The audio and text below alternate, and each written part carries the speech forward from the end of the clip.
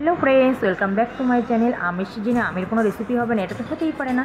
তো তাই চলে আসলাম তোমাদের সঙ্গে আমের একটা রেসিপি নিয়ে। ল্যাংড়া আমকে গরম দুধের মধ্যে দিয়ে আমের সবচেয়ে সেরা রেসিপিটা বানিয়ে ফেলেছি আর তোমাদের সঙ্গে শেয়ার করতে চলে আসলাম। দেখো, এখানে আমি দুটো আম নিয়ে নিয়েছি আর নিয়ে নিয়েছি 1 গ্লাস মতো দুধ আর বেশ কিছুটা চিনি। দেওয়ার পর এটাকে আমি ভালো করে আমটাকে চটকে চটকে নিচ্ছি আর এটাকে আমি ঢেলে দেবো। তো সেইভাবে ভালো করে চটকে নিচ্ছি আর এটা আমি একটা ফ্রাই প্যানের মধ্যেই নিয়ে নিয়েছি। এখনও আমি গ্যাসটাকে জ্বালাইনি, না জ্বালিয়ে এটাকে আমি ভালো করে চটকে আটাটাকে বের করে নিচ্ছি। এরপরে আমি একটা ঢাকনা দিয়ে এটাকে ঢেকে রাখবো আর এটার মধ্যে দিয়ে আর গ্যাসটাকে আমি ধরিয়ে দিয়েছি। তো এটাকে আমি একটু সময় পরে ঢাকনাটা খুলে এটাকে আমি অনবরত নাড়তে থাকবো ব্যাটারটা ঘন করার জন্য। তো দেখো, আমি নেড়েই যাচ্ছি এটাকে আর এটাকে ভালো করে নাড়তে হবে। আর এদিকে আমি একটা পাত্র নিয়ে নেবো আর সেই পাত্রের মধ্যে দিয়ে দেবো 2 কাপ মতো ময়দা আর দিয়ে দেবো সামান্য পরিমাণে লবণ আর দিয়ে দেবো একটুখানি বেকিং পাউডার। এবার এটাকে একসাথে ভালো করে আমি মিশিয়ে নেব। আর ওদিকে ব্যাটারটাকে মিডিয়াম আঁচে রেখে আমি ওটাকে ফুটিয়ে নিচ্ছি। এদিকে ব্যাটারটাও এখন প্রায় ঘন হয়ে এসছে আর আমি ভালো করে এটাকে অনবরত নেড়ে যাচ্ছি, তোমরাও কিন্তু অনবরত নাড়তে থাকবে। ঘন হয়ে গেছে, এবার এটাকে আমি নামিয়ে নেব। যে আমের ঘন মানে কেটে নামিয়ে নিয়ে এবার ময়দার মধ্যে আমি এটাকে ঢেলে দিলাম। দেখ, এটাকে ভালো করে হাত দিয়ে আমি ঠান্ডা হওয়ার পরেই আমি এটাকে চটকে নিয়েছি। গরম হাতে কেউ আবার চটকে নেবেন না। তো ঠান্ডা হওয়ার পর এটাকে আমি ভালো করে ময়দার সাথে আমি চটকে নিলাম। দেখো, এটাকে আমি ভালো করে মাখিয়ে নিচ্ছি। এটাকে দেখো, মাখানোর পরে একটা ব্যাটার তৈরি হয়ে গেছে খুব সুন্দর। দেখো, এবার এটা মেখে নেওয়া হয়ে গেছে, এর কমপ্লিট হয়ে গেছে মাখা। এদিকে আমি একটা নিয়ে নেবো কড়াই আর কড়াইয়ের মধ্যে দিয়ে দেবো বেশ কিছুটা পরিমাণে তেল।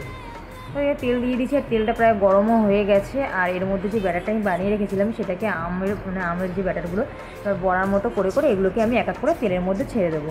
দেখো, এগুলো ছেড়ে দিচ্ছি এক এক করে। আর গ্যাসটাকে কিন্তু আমি মিডিয়ামের থেকেও একটু কম মানে লো আছে রেখে আমি লাল লাল করে এপিট ওপিট করে ভেজে নিচ্ছি।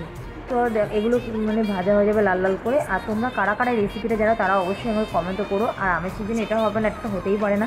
তো তাদের সময় তোমাদের সঙ্গে চলে আসলাম। আমের অনেক কিছুই খাওয়া হয়, আমসত্ত্ব মানে আমের আচার অনেক কিছু। তো পাকা আমের এই রেসিপিটা তোমাদের সাথে শেয়ার করলাম।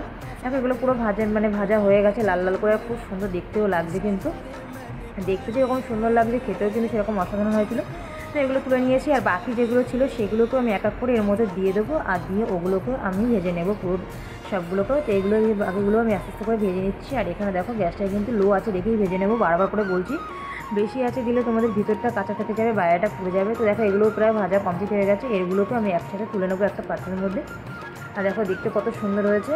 আর তোমরা কারা কারা এটা জানো অবশ্যই তোমার কমেন্টে জানাবে। আর অবশ্যই জানাবে যে খেয়ে তোমাদের কেমন লেগেছে, রেসিপিটা বাড়িতে বানিয়ে খেয়ে তোমাদের কেমন লেগেছে অবশ্যই আমাকে কমেন্টে জানিয়ে দিও। আর দেখো কত সুন্দর হয়ে গেছে। দেখো, পাকা আমের বড়া তো একটা রেসিপি তৈরি করে দিলাম। তো দেখো কত সুন্দর হয়েছে, ভিতরটা দেখো কত সুন্দর সফট আর নরম হয়েছে।